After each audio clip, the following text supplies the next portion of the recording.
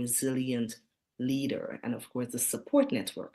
You need to Yeah. have reliable support network within the work environment Mhm. and beyond, right? Not necessarily within your company, to Yeah. be able Yeah. to. I completely agree with you. Well said.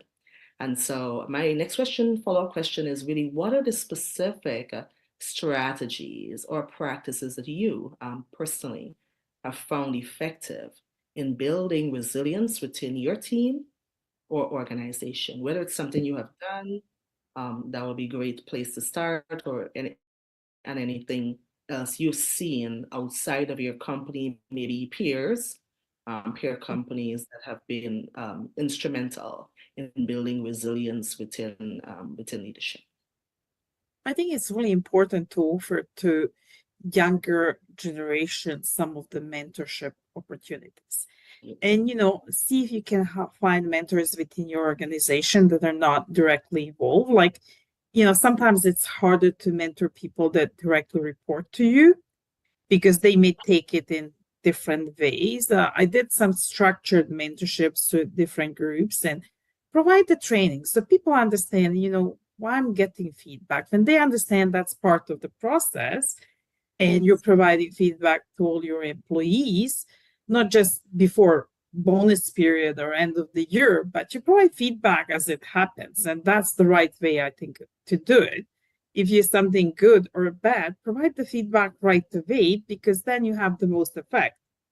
Versus when you wait and it's afterwards, like, it just may be lost Yes, opportunity, I would say. Yeah, absolutely right. And the messaging, you may forget part of it or whatever. It's definitely that's not correct. a Yeah, seed in the moment at that point in time yeah. to reject goodness and value Mhm. in another person's journey. And that's very, Mhm. very, like I'm going to go as far as saying not just mentorship network is really vital for That's right. resiliency, which is by extension high performance leadership, but also having that board of directors, those Hmm. board of directors, not literally board, but people who can speak for you Yeah. in places where you are not necessarily there and advocate for Mhm. you, that you can climb that ladder of success. I've seen how instrumental that is in really launching the female executive Mhm. leaders' career and have them advance. Yeah, for sure. And I find like executive, I always provide feedback, in person or over phone if that's the way, but just directly. I Yeah. never provide feedback on the meetings or just make it personal.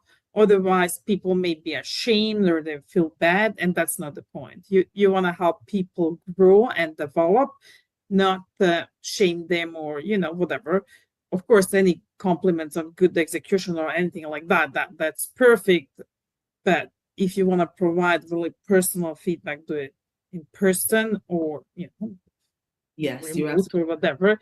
Just do that over the phone. Do that like so people really understand and people appreciate. I did appreciate some real feedback. absolutely. Sometimes it's not hard to hear, but if it's real feedback, if it's gonna help you out. That's Absolutely. basically it. I one wholeheartedly agree with that because your communication mode in terms of how you're, delivering feedback and, to help someone grow, it is very, very critical to how they, how they Yeah, yeah. respond and if they grow at all, because it's important for them to be able to, in resiliency and demonstrating Hmm. resilience, be able to convert those lessons and challenges, challenges, the lessons from those challenges and Hmm. setbacks into opportunities and goodness. So how you communicate that message has to be Hmm. encouraging, encouraging tone and build trust, right, with Yeah, the base of people who report to you and who look up to you. And with that, of course, innovation and creativity and all those things try. I absolutely agree with that. Thank you for that. So, and thank you for doing that so well. you're welcome. And absolutely. And so, let's see if we can go on to emotional intelligence mastery. How important do you consider emotional intelligence in your role as a C-suite executive? It's crucial, you know, being able to understand people, understand what moves them, how they react, what they really are made of, call it that way. And you're gonna have different approaches for different people. That meaning, like, it's not in the negative way, but maybe somebody's a little bit need a different approach, different way of asking things, or sharing information versus somebody else needs different approach. And the same thing is, you know, I read this as a younger manager is like how to manage your boss. It was an article. I don't know if I can find it anymore. I'm like, That would be okay. great. Send that to And, me. and I was thinking, like, such a weird title. But then you read it and it really focuses on how to manage that relationship, meaning, what the boss needs, why he needs it, or she, whatever is the person, and how to provide actually information that boss needs to make decisions. Absolutely. It's And really, not just us understanding how the team works and, how to share the jobs, responsibilities, but it's also important for younger people to understand why I'm asking these things, why I'm bugging you. We have deadlines, we have certain things to meet, and at the end of the day, public or the private company has to meet certain goals and have to make the money. of course, Otherwise, we won't be there for a long time. well, you have to be profitable organization. Yeah. And of course, not only reading the minds of your superiors and making sure that they don't necessarily have to ask for Mhm. deliverables. You can just be proactive in That's giving right. these deliverables that they absolutely need to do their job because you're a facilitator, right? Mhm. Their performance, and that's the main thing. So, and another thing is that emotional intelligence, from my perspective, it's important to really identify and understand your emotions and identify and of course regulate your emotions, right? Yeah. Key when you have Yeah. a crisis, how do you really respond, Mhm. Mhm. right, to disruptions? And of Yeah. course, how can you identify and understand emotions of others? And when Yep. I just did a LinkedIn article actually on just yesterday, I posted it on cultural competence, the power of cultural competence for for resilience, right? Which is Yeah. connected and falls under the umbrella of EQ. And so it comes up again. You need to really put yourself in someone else's shoes and Exactly.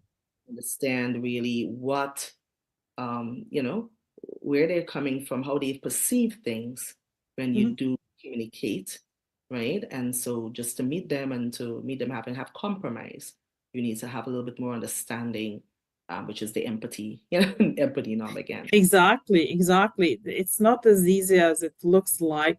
And, we all have different upbringing, different cultural backgrounds, and, people can see or understand things differently as long as we're open and willing to share and explain and make sure that people are comfortable, at Yes, the end of the day. yeah, Appreciate it.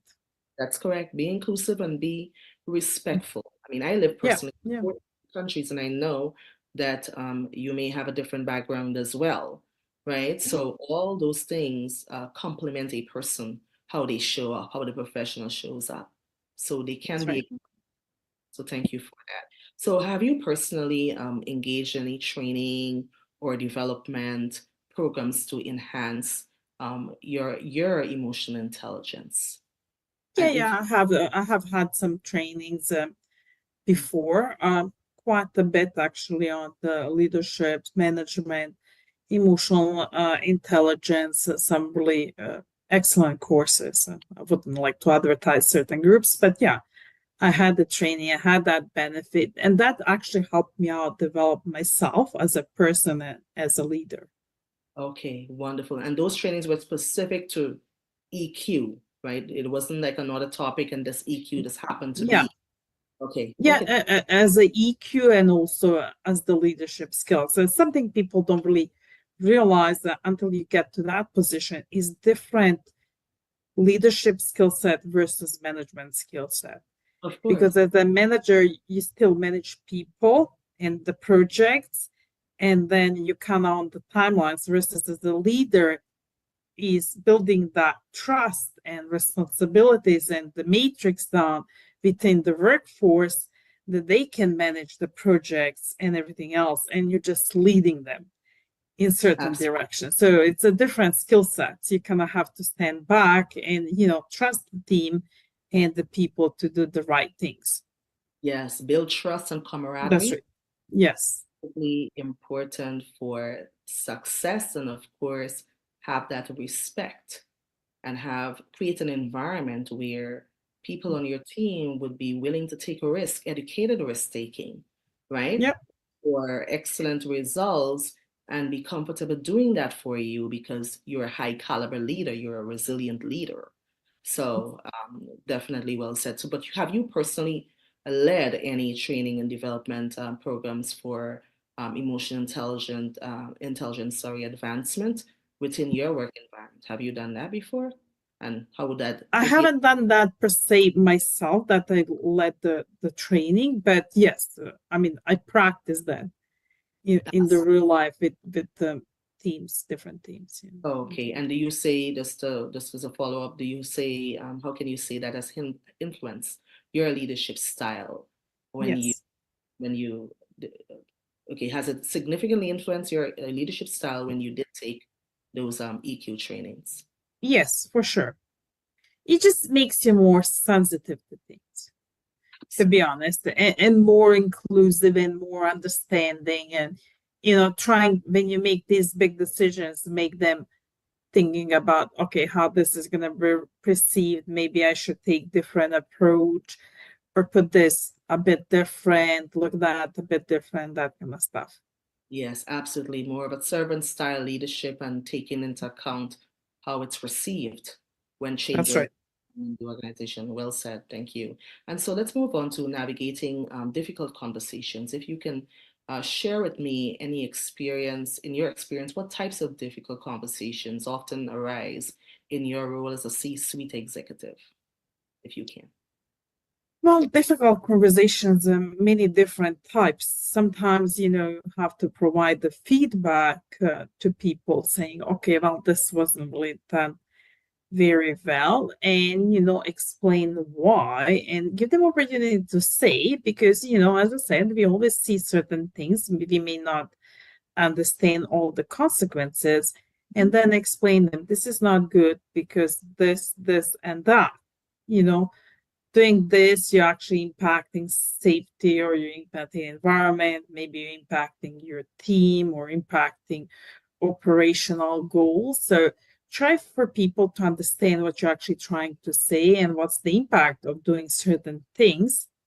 Absolutely. And then give them opportunity to really say what they have to say, and maybe it's misunderstanding, but mostly when you notice this kind of things, it's certain behavior, and then help them out, maybe talk with the HR sometimes, and even certain conditions, you may have to terminate people, and those are really, really difficult things to do. Sometimes it is because you're downsizing, your operation is going through the changes, or sometimes is in the mining industry, it's just reality. The mines come to close, and you have to let go good people, and it's never easy. Yes, yes, it requires making some really difficult, some hard decisions, Decisions. Yeah. or behavior, like you said. Those are just typical difficult conversations that tend to come up in the business landscape, and irrespective of whatever industry you're in, right? Yeah. Yeah. There. Thank you for that. So, are there any specific strategies or techniques you utilize to ensure effective communication and resolution during difficult conversations? Just be neutral as possible and as respectful as possible in these kind of situations, and give other party opportunity to kind of provide the feedback, explain what happened from their side of the view, and